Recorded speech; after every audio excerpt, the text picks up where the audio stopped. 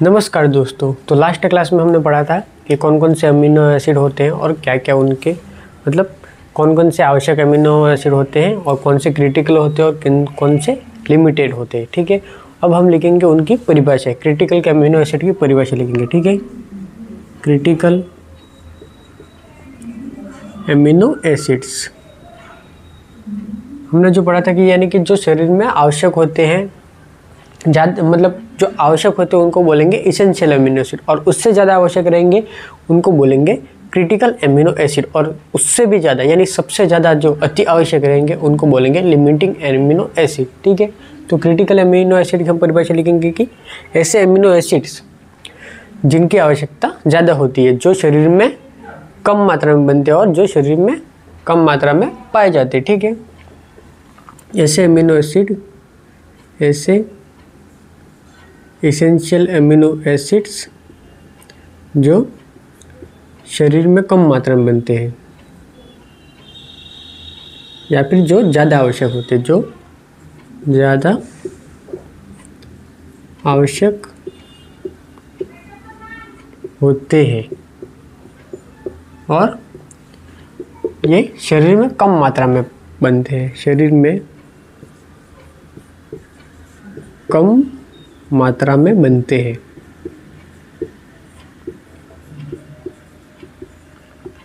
ठीक है, उसके बाद हमने जो देखा था limiting amino acids, limiting amino acids यानी कि जो हमारे या जानवर के शरीर में सबसे कम मात्रा में पाए जाते हैं और ये सबसे कम बनते हैं और इनकी ज़रूरत सबसे ज़्यादा रहती है। तो लिखेंगे ऐसे essential amino acids, essential amino acid जो अति आवश्यक होते हैं, अति आवश्यक होते हैं और ये या तो शरीर में कम मात्रा में बनते या फिर लगभग नहीं बनती। यह शरीर में सबसे कम मात्रा में बनते हैं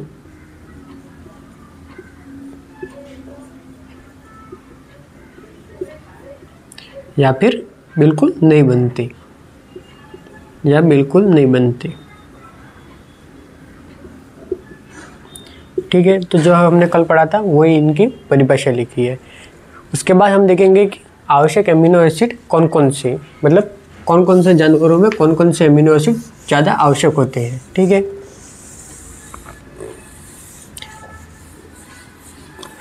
अब देखेंगे हम कौन कौन से जानवरों में कौन कौन से अमीनो एसिड ज़्यादा आवश्यक है। तो पहला हम देखेंगे सूअर में। ठीक है, तो सूअर में जो रहता है वो रहता है लाइसिन, और दूसरा रहता है बेड में रहता है मिथ्योनिन। यानी कि अब मान लो कि जो रुमंती जानवर रहते हैं उसमें 20 अमीनो एसिड वैसे तो बनते हैं, पर भेड़ में, अब भेड़ भी रुमंती जानवर में आ गया, तो भेड़ में मिथ्योनिन किस प्रकार से आवश्यक रहता है। तो मिथ्योनिन में पाया जाता है सल्फर, जो हमने पहले ही पढ़ा है। मिथ्योनिन में सल्फर पाया जाएगा, इसलिए ये भेड़ में अति आवश्यक अमीनो एसिड है।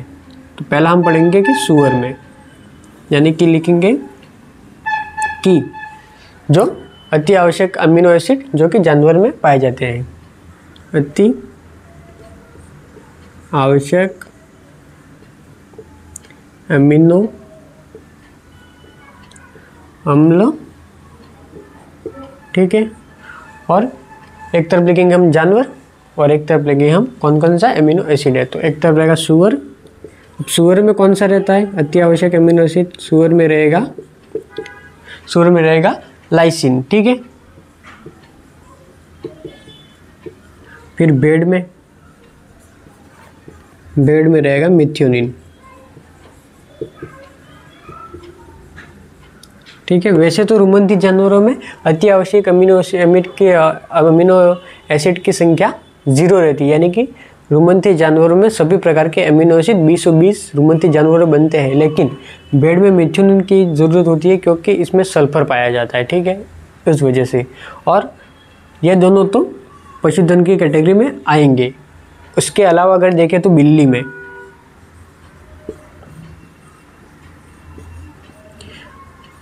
मेनली तो ये दोनों ही याद रखना है, क्योंकि ये पशुधन की श्रेणी में ये दोनों ही आएंगे। बाकी अगर उसके अलावा देखें तो बिल्ली में जो रहेगी वो रहेगी टोरिन, बिल्ली में रहेगी टोरिन, ठीक है। उसके बाद पोल्ट्री में देखें तो ग्लाइसिन, पोल्ट्री में रहेगी ग्लाइसिन, ठीक है। यानी कि ये अति आवश्यक है, जो कि सुअर में रहेगा लाइसिन, भेड़ में रहेगा मिथ्योनिन सल्फर की वजह से रहता है, ठीक है। और बिल्ली में टोरिन और पोल्ट्री में ग्लाइसिन, ठीक है।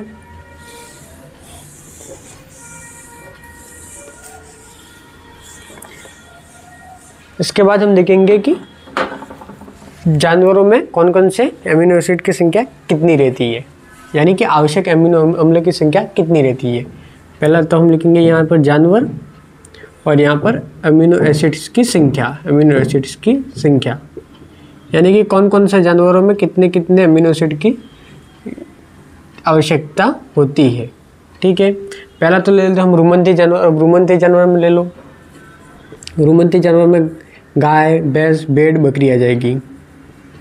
उनमें जो आवश्यक अमीनो अम्ल की संख्या रहती है वो रहती है 0, क्योंकि रुमंती जानवर में 20 अमीनो एसिड बनते हैं, इसलिए उनको एक भी अमीनो एसिड की आवश्यकता नहीं होती, ठीक है। यानी कि गाय, भैंस, भेड़ और बकरी। उसके बाद हम देखेंगे कि सुअर और पोल्ट्री में, सुअर और पोल्ट्री, सुअर और पोल्ट्री में 10 अमीनो एसिड तो बनते हैं और 10 की आवश्यकता रहती है, ठीक है। यानी कि रुमंती जानवरों में एक भी अमीनो एसिड की आवश्यकता नहीं होती, 20 उसके शरीर में बनते हैं, और सुअर और पोल्ट्री में 10 अमीनो एसिड उनके शरीर में बनते हैं और 10 की उनको ज़रूरत रहती है, ठीक है।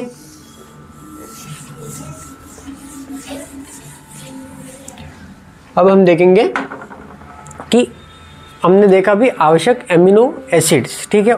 उसके अलावा अब रहेगा आवश्यक वसीय अम्ल।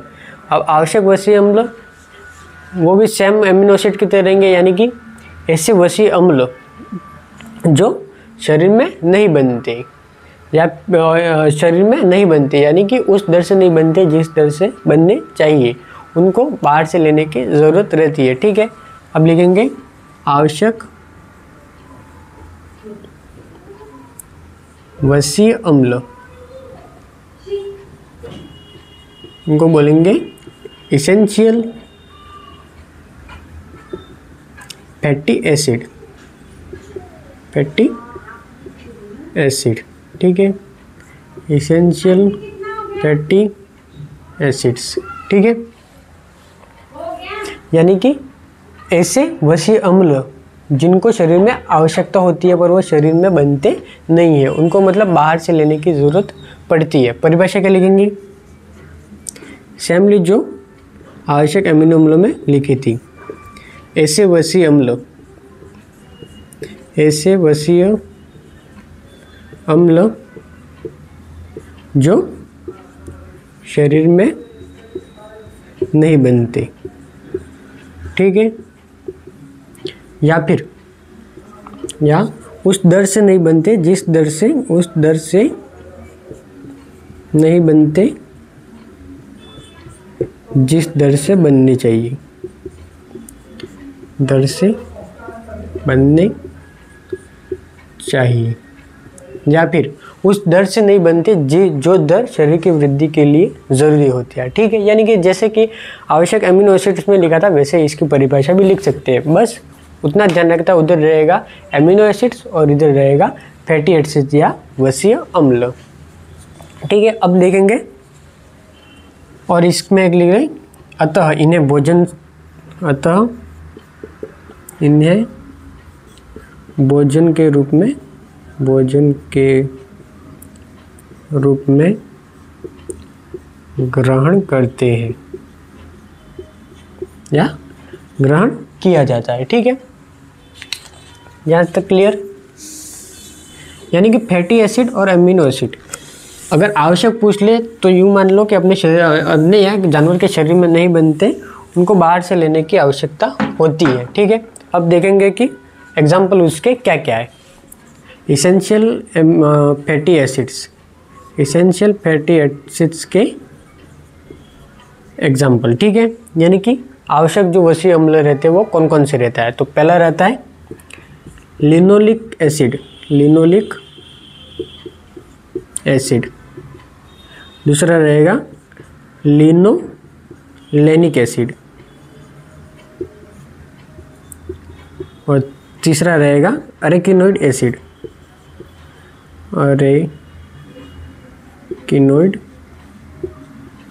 अरेकिनोइड एसिड, ठीक है। पहला रहेगा लिनोलिक एसिड, दूसरा रहेगा लिनोलेनिक एसिड, और तीसरा रहेगा अरेकिनोइड एसिड, ठीक है।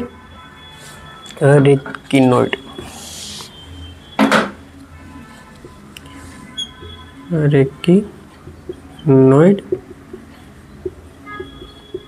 एसिड, ठीक है। लिनोलिक जो एसिड रहता है वो सुअर और पोल्ट्री में आवश्यक वसीय अम्ल रहता है, यानी कि ये रहता है सुअर और पोल्ट्री में, ठीक है। और जो अरेकिनोइड रहता है वो रहता है बिल्ली में, और ये रहता है बिल्ली में। और जो लिनोलेनिक रहता है वो सभी जानवरों में आ गया, ठीक है। यानी कि ऐसे वसीय अम्ल जो शरीर में नहीं बनते हैं, या फिर उस दर से बनते हैं जिस दर से बनने चाहिए, या फिर उस दर से नहीं बनते जो दर शरीर की वृद्धि के लिए ज़रूरी है, जिन्हें हमें भोजन के रूप में ग्रहण करने की ज़रूरत रहती है, ऐसे वसीय अम्लों को हम बोलेंगे आवश्यक वसीय अम्ल, ठीक है।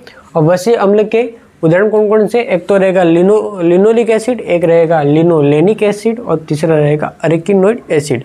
अब लिनोलिक एसिड सुअर और पोल्ट्री में आवश्यक वसीय अम्ल है, ठीक है। और अरेकिनोइड एसिड बिल्ली में आवश्यक फैटी एसिड या वसीय अम्ल है, और लिनोलेनिक एसिड ये सभी जानवरों में आवश्यक वसीय अम्ल है, ठीक है।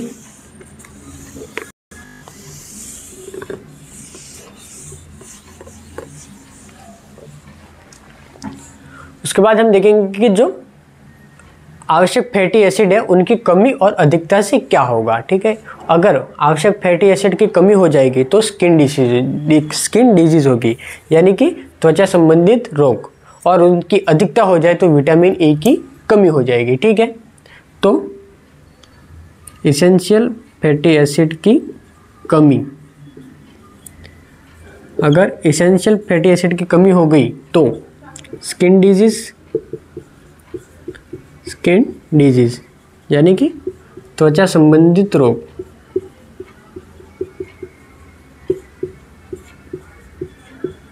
ठीक है। और अगर इसेंशियल फैटी एसिड्स की अधिकता हो गई तो विटामिन ए की कमी हो जाएगी, विटामिन ए की कमी, ठीक है। यानी कि आवश्यक वसीय अम्ल की अगर अधिकता हो गई तो स्किन डिजीज या फिर अपने त्वचा से संबंधित कोई भी रोग होगा। और इसेंशियल फैटी एसिड या इसेंशियल आवश्यक वसीय अम्ल की अगर अधिकता हो गई तो विटामिन ए की शरीर में कमी हो जाएगी, ठीक है।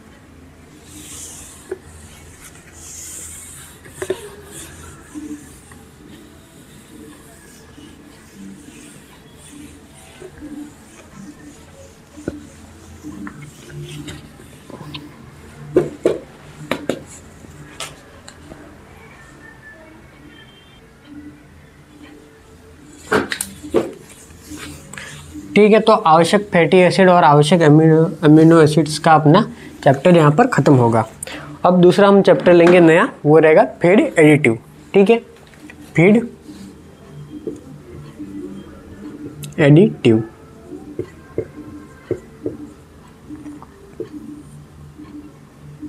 फीड एडिटिव हमने स्टार्टिंग में जब हम चारा और दाना पढ़ रहे तभी पढ़ा था कि फीड एडिटिव को मतलब फीड एडिटिव क्या होते हैं। तो फीड एडिटिव जो मूल भोजन यानी कि चारा और दाना के अलावा अल्प मात्रा में खिलाए जाते हैं, ठीक है। यानी कि जो जानवरों को अल्प मात्रा में मूल भोजन के अलावा, मूल भोजन कौन सा हो गया, मूल भोजन हो गया चारा और दाना, उनके अलावा जो खिलाए जाते हैं उनको बोलेंगे फीड एडिटिव। यानी कि जो फीड में ऐड किया जाता है, जो मेन जो फीड रहता है उनके अलावा उनमें ऐड किया जाता है, उनको बोलेंगे हम फीड एडिटिव। तो इसकी परिभाषा लिखेंगे,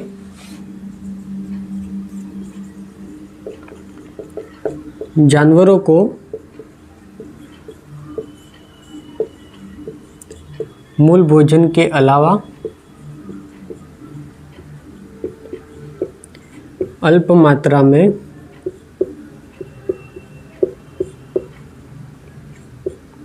खिलाए जाने वाले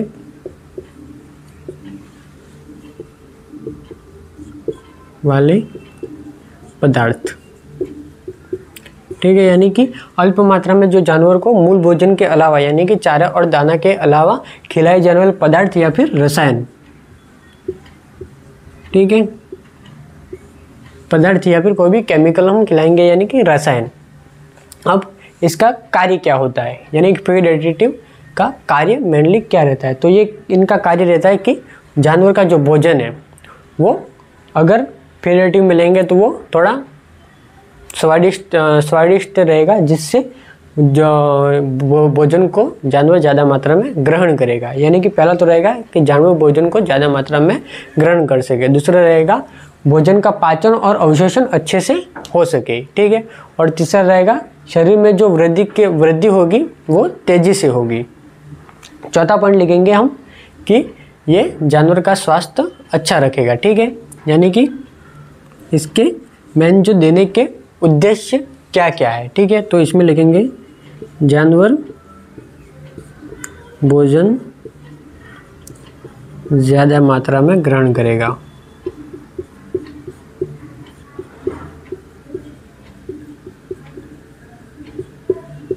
ठीक है, सेकंड जो पॉइंट रहेगा वो भोजन का पाचन व अवशोषण अच्छे से होगा।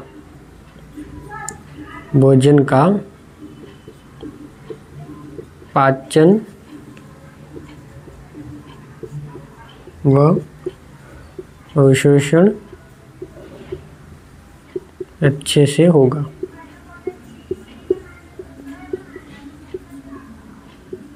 यानी कि ये देने के जो फायदे हैं। ठीक है, यहाँ पर लिख देते हैं फायदे, फीड एडिटिव देने के क्या क्या फायदे हैं। ठीक है, और जानवर के शरीर में वृद्धि तेजी से होगी। जानवर के शरीर की वृद्धि तेजी से होगी और जानवर का स्वास्थ्य अच्छा रहेगा। जानवर का स्वास्थ्य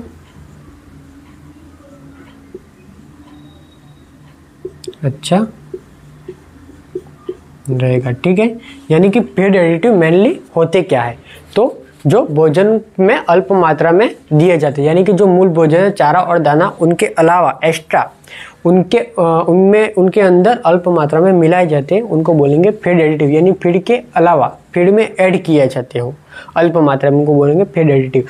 उनका जो फायदे वो क्या क्या रहेगा, जानवर भोजन ज़्यादा मात्रा में ग्रहण करेगा। दूसरा फायदा भोजन का पाचन व अवशोषण अच्छे से होगा। तीसरा फायदा जानवर के शरीर की वृद्धि जो रहेगी वो तेजी से होगी और जानवर का स्वास्थ्य अच्छा रहेगा। ठीक है, अब हम देखेंगे कि फीड एडिटिव किस किस प्रकार का होता है। तो पहला हम ले लेंगे प्रोबायोटिक। ठीक है, अब प्रोबायोटिक पहले हम ले लेंगे प्रोबायोटिक। प्रोबायोटिक आपने नॉर्मली देखा होगा, जो अपने दही रहता है, अमूल की दही या जो सरस की दही रहती है उसके ऊपर लिखा रहता है प्रोबायोटिक। प्रोबायोटिक यानी कि प्रोबायोटिक भी मान लो दही के ऊपर लिखा रहता है प्रोबायोटिक, यानी कि प्रोबायोटिक का मतलब रहता है कि उसमें लैक्टोबैसिलस जीवाणु, यानी कि प्रोबायोटिक का अगर सीधा परिभाषा हम देखें तो वो रहेगी ऐसे गैर रोगाणुजनक जीवित सूक्ष्म जीवों का कल्चर जो मुंह के रास्ते लिया जाता है, जो अमाशय और आंतों की जो सूक्ष्म जीव होते हैं उनका संतुलन बनाकर पाचन अच्छे से करेगा। यानी कि फीड एडिटिव में पहला पॉइंट हम ले लेते हैं कि प्रोबायोटिक।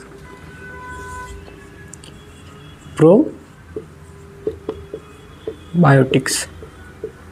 प्रोबायोटिक्स यानी कि ऐसे सूक्ष्म जीवियों का जीवित कल्चर, यानी कि जो गैर रोगाणुजनक, मान लो दही है, अब दही में जो प्रोबायोटिक पाया जाता है वो रहता है लैक्टोबैसिलस, जिससे वो शरीर में जाकर पाचन को तेज करेगा। यानी कि प्रोबायोटिक्स की अपन सीधी से परिभाषा लिखे तो गैर रोगाणुजनक, यानी कि जो अपने शरीर में किसी प्रकार की कोई भी बीमारी नहीं करेगा, ठीक है। यानी गैर रोगाणुजनक यानी किसी भी प्रकार की कोई बीमारी नहीं करेगा। तो गैर रोगाणुजनक जीवित सूक्ष्म जीव, यानी कि उसको जीवित फॉर्म में ही लेंगे। तो गैर रोगाणुजनक सूक्ष्म जीवों का जीवित सूक्ष्म जीवियों का कल्चर, यानी कि live culture of non pathogenic microbes, ठीक है, जो मुंह के रास्ते ग्रहण किया जाते हो, मुंह के रास्ते ग्रहण किया जाए, ताकि अमाशय एवं आंतों में जो सूक्ष्म जीव रहते हैं उनका संतुलन बना रहे और पाचन अच्छे से हो सके, ठीक है। इसकी परिभाषा लिखेंगे हम, गैर रोगाणुजनक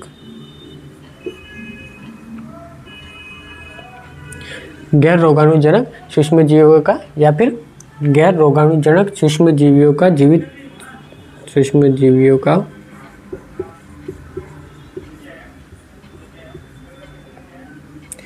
गैर रोगाणुजनक जीवित सूक्ष्म जीवियों का,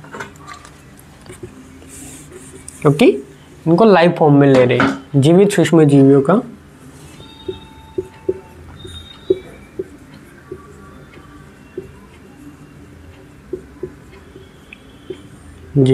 कल्चर। इसको हम इंग्लिश में लिखेंगे लाइव कल्चर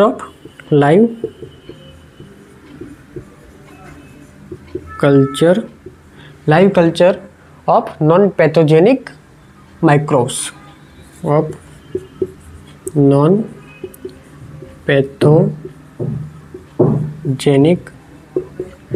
माइक्रोब्स, ठीक है। यानी कि सूक्ष्म जीव इसमें टोटल आ गए, चाहे उसको मानो जीवाणु हो, या फिर उसमें कोई बैक्टीरिया हो, या फिर कोई फंगस हो, वो मतलब टोटल इसमें आ गए, ठीक है। अब इनका कार्य क्या रहेगा, गैर रोगाणुजनक सूक्ष्म जीवों का कल्चर जो मुंह के रास्ते ग्रहण किए जाते हैं, और इनका कार्य क्या रहेगा, तो अमाशय व आंतों में सूक्ष्म जीवियों का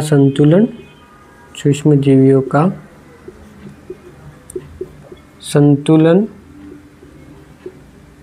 बनाकर पाचन को बढ़ाते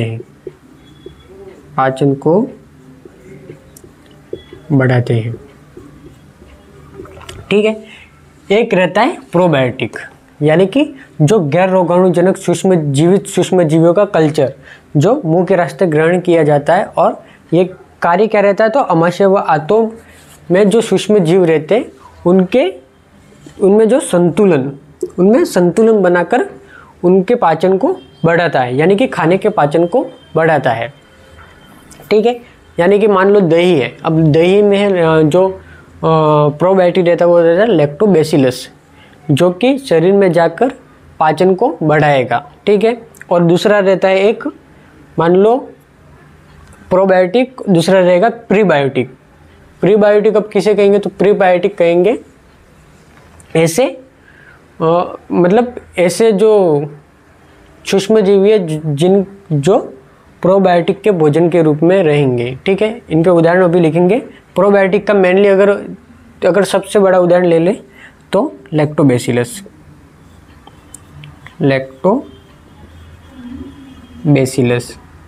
जो कि दही में पाया जाता है। अब लैक्टोबैसिलस और स्ट्रेप्टोकोकस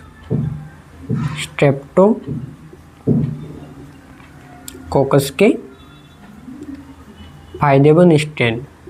फायदेमंद स्ट्रेन। ठीक है, ये इनके उदाहरण हो गए। लैक्टोबैसिलस जो दही में मेनली पाया जाता है, और स्ट्रेप्टोकोकस के फायदेमंद स्ट्रेन। और दूसरा रहेगा प्रीबायोटिक, यानी कि जो प्रोबायोटिक जो रहते हैं वो भोजन के रूप में जिसको ग्रहण करते हैं उनको बोलेंगे प्रीबायोटिक।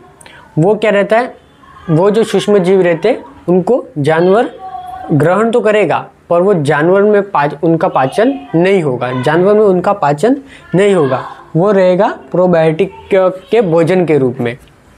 यानी कि अगर जानवर उनको ग्रहण करेगा तो उसमें जो जानवर रहेगा वो उनका पाचन नहीं करेगा, वो उनको प्रोबायोटिक अपने भोजन के रूप में प्रोबायोटिक ग्रहण करेगा।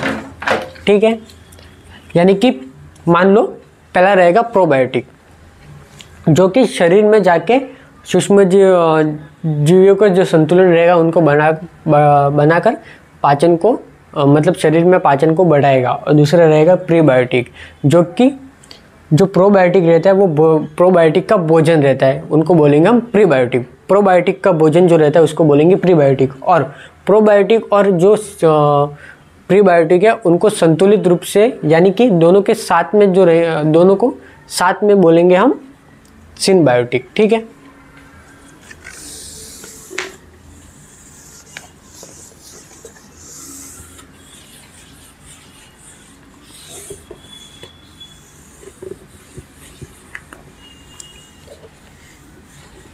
यानी कि मान लो जो प्रोबायोटिक रहेंगे वो सूक्ष्म जीवियों का, जीवित सूक्ष्म जीवियों का कल्चर रहेगा, वो जो शरीर जानवर के शरीर में जाकर पाचन को बढ़ाएगा। और प्रीबायोटिक रहेगा वो प्रोबायोटिक का भोजन। और प्रीबायोटिक और प्रोबायोटिक को सम्मिलित रूप से हम बोलेंगे सिनबायोटिक। ठीक है, अब दूसरा उदाहरण ले लेंगे हम प्रीबायोटिक। दूसरा रहेगा प्रीबायोटिक, प्रीबायोटिक्स। ठीक है, प्रीबायोटिक्स क्या होते हैं, तो प्रोबायोटिक्स का भोजन। ठीक है, तो प्रोबायोटिक्स जीवाणु या फिर सूक्ष्म जीवाणु का भोजन जिनका पाचन जानवर शरीर में नहीं होता। ठीक है, तो ये क्या रहेंगे, प्रोबायोटिक्स जीवाणुओं या फिर सूक्ष्म जीवियों का भोजन। ठीक है, जिनका पाचन जानवर शरीर में नहीं होता। ठीक है, यानी कि इनका जो पाचन रहेगा वो जानवर शरीर में नहीं होगा, तो इसका जो यूज है वो क्या रहेगा, तो इसका यूज रहेगा प्रोबायोटिक खुद के लिए भोजन बनाएंगे इसका। यानी कि जो प्रोबायोटिक का भोजन रहता है उसको बोलेंगे हम प्रीबायोटिक। एग्जाम्पल हम इसके ले लेते हैं, तो पहला रहेगा इनुलिन। यानी कि इनुलिन जो रहता है वो प्रोबायोटिक भोजन के रूप में ग्रहण करेगा। ठीक है, दूसरा रहेगा ओलिगोफ्रक्टोज।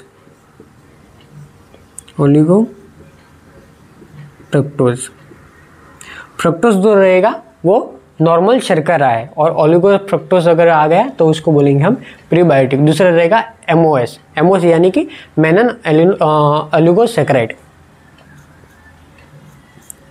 एमओएस यानी कि मेनन ओलिगोसैकेराइड्स। ठीक है, उसके बाद एफओएस यानी कि फ्रक्टो ओलिगोसैकेराइड। ठीक है, अब ये चारों मेनली क्या है, शुगर ही है, यानी कि शर्करा है। ये शर्करा है, शर्करा को और क्या बोलेंगे, कार्बोहाइड्रेट। ठीक है, यानी कि प्रीबायोटिक क्या होता है, तो प्रीबायोटिक क्या होता है, तो प्रोबायोटिक जिसको भोजन के रूप में ग्रहण करती है उसको बोलेंगे हम प्रीबायोटिक। ठीक है, प्रीबायोटिक के उदाहरण क्या क्या है, इलुनिन, ओलिगोफ्रक्टोज, एमओएस यानी कि मेनन ओलिगोसैकेराइड्स, एफओएस यानी कि फ्रक्टो ओलिगोसैकेराइड। ठीक है, और ये मेनली शर्करा है।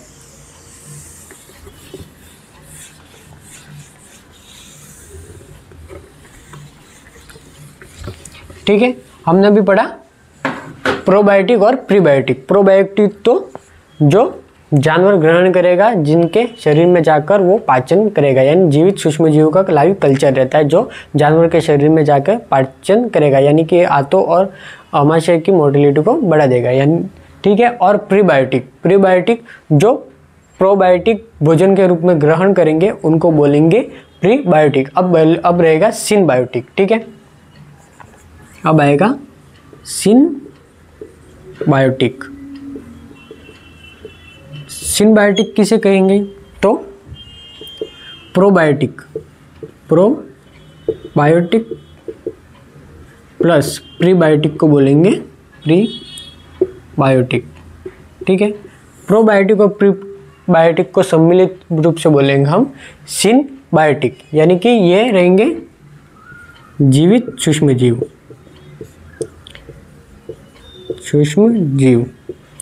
और ये रहेंगे जीवित सूक्ष्म जीवों का भोजन, जीवित सूक्ष्म जीवियों का भोजन। ठीक है, यानी कि प्रीबायोटिक और प्रोबायोटिक को सम्मिलित रूप से हम बोलेंगे सिनबायोटिक। ठीक है,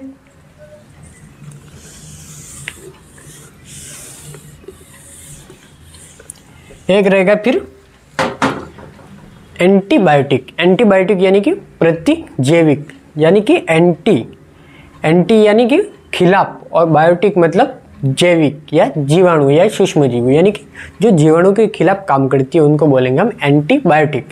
एंटी यानी कि खिलाफ काम करेगा, और बायोटिक मतलब जीवाणु या सूक्ष्म जीवियों के, यानी कि जो सूक्ष्म जीवों के खिलाफ काम करेंगे उनको बोलेंगे हम एंटीबायोटिक। ठीक है, अब एंटीबायोटिक क्या रहते हैं? तो एंटीबायोटिक रहते वो एंटीबायोटिक यानी कि जो जीवाणु से प्राप्त होते हैं या फिर सूक्ष्म जीवों से प्राप्त होते हैं, तो इसको बोलेंगे हम सूक्ष्म जीवों से प्राप्त ऐसी औषधियाँ जो सूक्ष्म जीवियों से ही प्राप्त होती हो, ऐसी औषधियाँ जो सूक्ष्म जीवियों से प्राप्त होती है और सूक्ष्म जीवियों के खिलाफ ही काम करे, उनको बोलेंगे हम एंटीबायोटिक। चौथा पॉइंट है एंटीबायोटिक। एंटी का मतलब जो खिलाफ काम करेगी, और बायोटिक मतलब सूक्ष्म जीव। ठीक है, यानी कि ऐसी औषधियाँ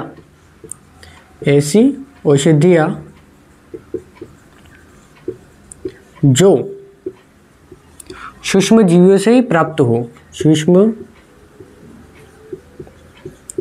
जीवियों से प्राप्त होती है और सूक्ष्म जीवियों के खिलाफ कार्य करती है, वह सूक्ष्म जीवियों के खिलाफ कार्य करती है।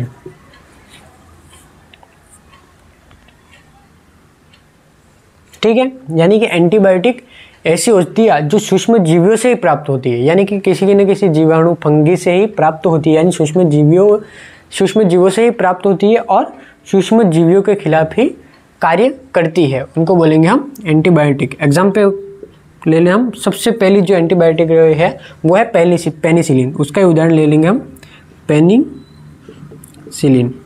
ठीक है, अब पेनिसिलिन जो रहती है वो किसी न किसी जीवाणु से ही प्राप्त होती है, यानी कि ये कौन से जीवाणु से प्राप्त होती है? तो ये होती है पेनिसिलियम नोटेटम से। ठीक है, तो यह पेनिसिलियम नोटेटम सूक्ष्म जीवी से प्राप्त होती है, जीवी से प्राप्त होती है।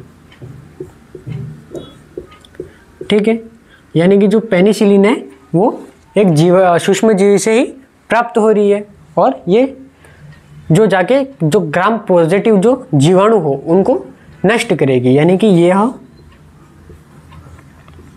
ग्राम पॉजिटिव जीवाणुओं को नष्ट करती है। यानी कि पहला ही उदाहरण ले लिया हमने पेनिसिलिन, ठीक है। अब पेनिसिलिन सबसे पहली खोजी जाने वाली एंटीबायोटिक है जिसको अलेक्जेंडर फ्लेमिंग ने खोजा था, ठीक है। यानी कि जो पेनिसिलिन है वो एक एंटीबायोटिक है जो एक सूक्ष्मजीवी से ही प्राप्त हो रही है और सूक्ष्मजीवी के खिलाफ ही काम कर रही है। यानी कि यह पेनिसिलियम नोटेटम से ही प्राप्त होती है और पेनिसिलियम नोटेटम जो एक सूक्ष्मजीवी है उससे प्राप्त होकर ग्राम पॉजिटिव जो जीवाणु है उनके खिलाफ काम करेगी। यानी जीवाणु भी एक सूक्ष्मजीवी की कैटेगरी में ही आ गया। तो ये सूक्ष्मजीवी से तो प्राप्त हो रही है और सूक्ष्मजीवी के खिलाफ ही कार्य कर रही है, इसलिए इसको बोलेंगे एंटीबायोटिक, ठीक है।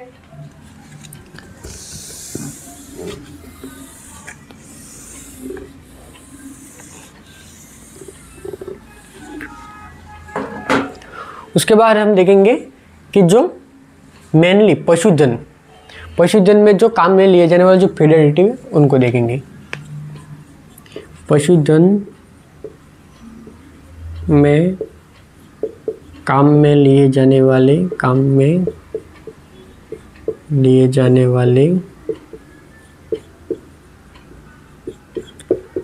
फीड एडिटिव, ठीक है। अब पशुधन यानी कि लाइव स्टॉक, यानी कि पशुधन हम किसे बोलेंगे? तो पशुधन किसे बोलेंगे? तो पशुधन ऐसे पालतू जानवर जिनसे हमें कोई आय प्राप्त हो उनको बोलेंगे हम पशुधन, ठीक है। अब पशुधन की कैटेगरी में कौन कौन से आएंगे? तो भेड़, बकरी, गाय, भैंस, ऊंट, वो सब पशुधन में आएंगे। कुत्ता बिल्ली जो है वो पशुधन की कैटेगरी में नहीं आएगी क्योंकि उनसे हम सीधे तौर पे हमें आय प्राप्त नहीं हो रही। यानी कि ऐसे पालतू जानवर जिनसे हमें आय प्राप्त होती है उनको बोलेंगे हम पशुधन या फिर लाइव स्टॉक। इनको हम वैसे तो डिटेल में लाइव मैनेजमेंट में हम पढ़ेंगे, एलपीएम में इनको डिटेल में पढ़ेंगे, ठीक है। अभी हम पढ़ रहे हैं कि पशुधन में काम में लिए जाने वाले जो फीड एडिटिव है वो कौन कौन से हैं। तो ठीक है, पहला रहेगा इम्यूनो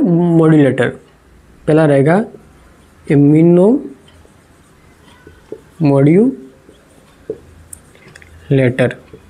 ठीक है। अब इसके नाम से स्पष्ट हो रहा है इम्यूनो यानी कि इम्यूनिटी और मॉड्यूलेटर यानी कि उसको बढ़ाना है, यानी कि इम्यूनिटी को बढ़ाकर जो सूक्ष्मजीवियों से लड़ती है, ठीक है।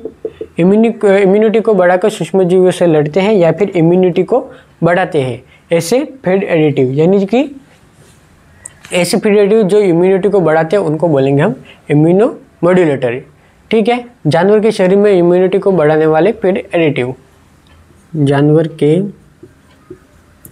शरीर में इम्यूनिटी को बढ़ाने वाले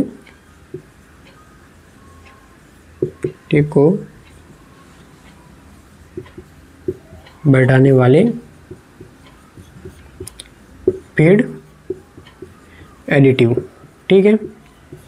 इम्यूनिटी यानी कि रोग प्रतिरोधक क्षमता, यानी कि बीमारियों से लड़ने की क्षमता को बोलेंगे हम इम्यूनिटी।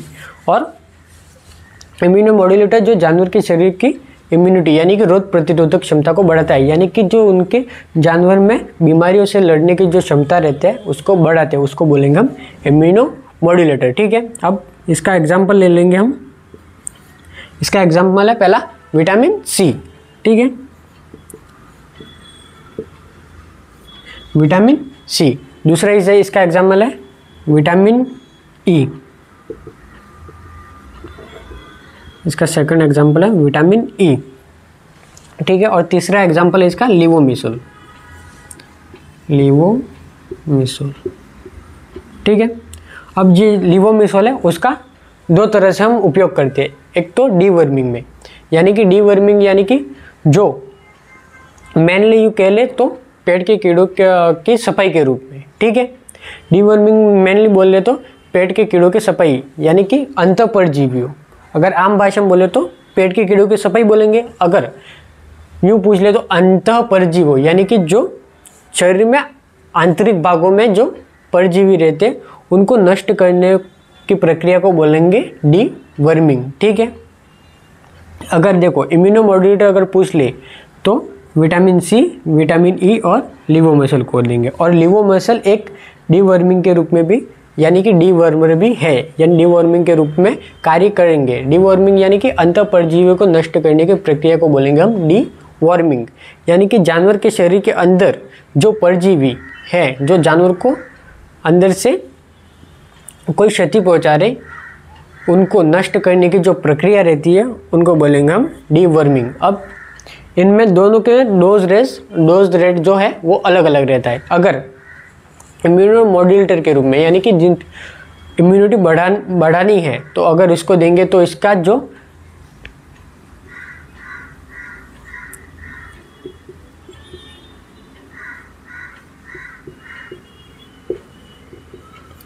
ठीक है, यानी कि जो इसका डोज रेट रहेगा, अगर इम्यूनिटी बढ़ानी है तो इसका डोज रेट जो रहेगा वो रहेगा 2.5 mg प्रति किलो बॉडी वेट के हिसाब से। ठीक है, और अगर नोट में लिखेंगे कि जो लिवोमिसोल है, लिवोमिसोल, ठीक है, यानी कि जो लिवोमिसोल है ये नॉर्मली तो डीवर्मिंग में काम आता है, यह सामान्यतः डीवर्मिंग में काम लेते हैं।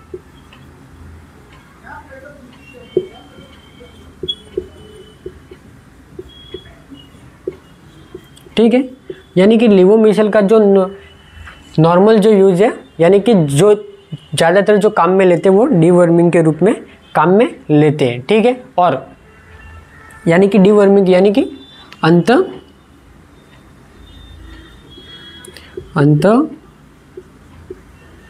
परजीवियों को नष्ट करना।